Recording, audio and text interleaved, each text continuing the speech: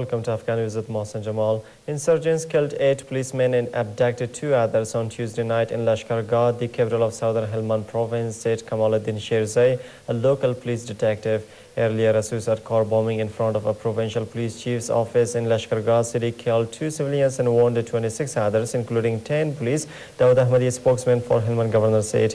The Interior Ministry said in a statement on Wednesday that Afghan and coalition forces killed 9 insurgents, wounded 3 and arrested 9 others in 5 separate offensives in 4 provinces.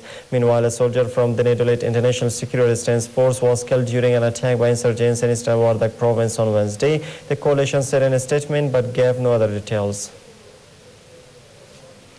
The United Nations Secretary General Ban Ki-moon Tuesday renewed the commitment of the United Nations to assist the people of Afghanistan during talks with the country's foreign minister in New York.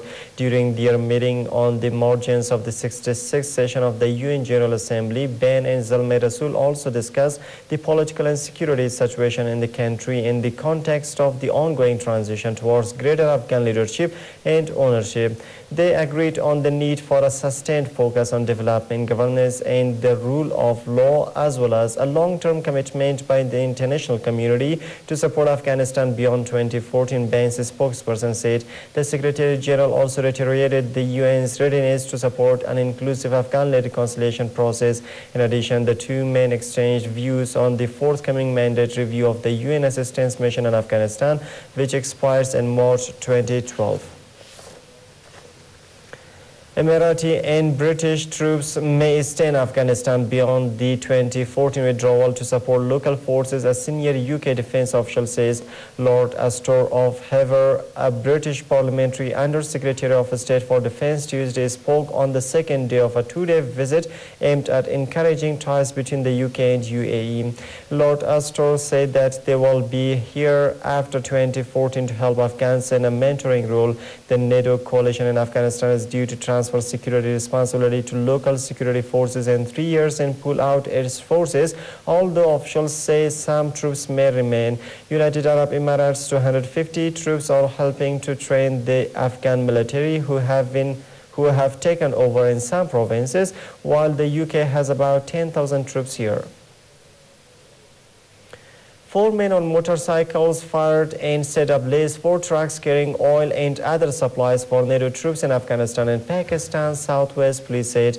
One of the drivers was wounded in the attack on Tuesday in the Mastung district of southwestern Balochistan province. Militants frequently attack NATO convoys passing through Pakistan in a bid to disrupt supplies to Afghanistan. Routes through Pakistan were until recently bringing in 40% of supplies for NATO forces, with another 40% coming through Afghanistan's neighbors in the north and 20% by air. Elsewhere, Pakistani officials say U.S. missile strike killed 3 in a militant stronghold near Afghan border. Pakistan's Prime Minister has warned the United States that continued accusations of playing a double game in the war on militancy only risk fanning anti-Americanism in his country. Yusuf Raza Gilani on Tuesday also said an unilateral military action by the United States to hunt down fighters of Taliban-affiliated Haqqani network inside Pakistan would be a violation of his country's sovereignty.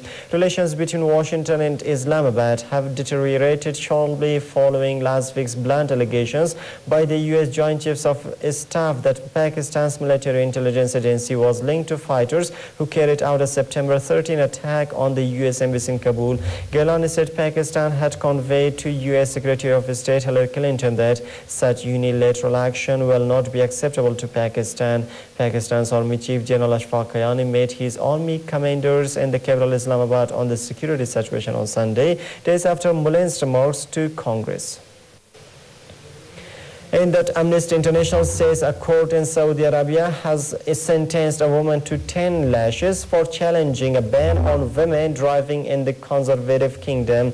The sentence comes 2 days after Saudi King Abdullah bin Abdulaziz Al Saud announced women would be allowed to vote and run in municipal elections for the first time in 2015. He also promised to include them in the next all-appointed consultative Shura Council in 2013. 2 other women are also believed believed to be facing charges related to driving, a UK-based rights group statement said. And Saudi Arabia's laws of women require a male guardian's permission to work, travel abroad, or even undergo certain types of surgery. And that's all for now. Thanks for staying with us.